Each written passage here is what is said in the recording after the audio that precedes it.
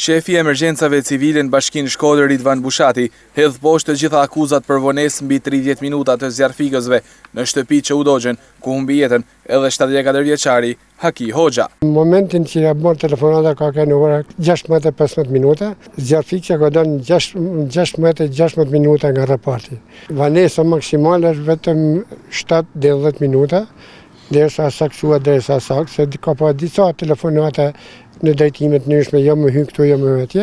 Nuk ka shkaku i djegjes banesa efektivit, por as mungesa e mjeteve dhe ujit.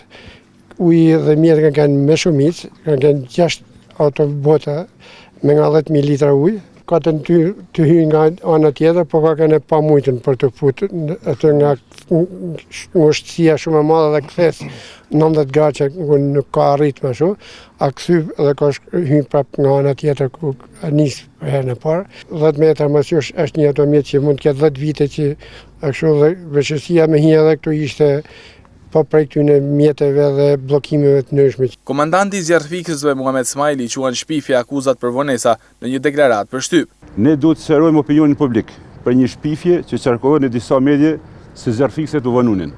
Zjarfikësit kanë vazhduar punën për të ndalë për hapjen e zjarrit. Kështu janë shpëtuar nga zjarri mbi 8 banesa që ndodhin ngjitur. Kuptohet trafiku i cili është prezent në çdo ndërhyrje tonë, kuptohet si edhe bumet bëjnë punën e vet, stacioni zjarfikës i Shkodrës është i pajisur me aparatet e oksigjenit, me bobola dhe nuk ka ne penge, nuk ka asnjë vështirësi për këtë punë. Kjo makinë ndodhet e braktisur prej 10 vitesh në rrugicën ku kanë ndërhyrë një pjesë e zjarfikësve, ndërsa një pengesë janë bërë edhe rrugët e ngushta, gjë e cila ka rezultuar fatale për familjen Hoxha.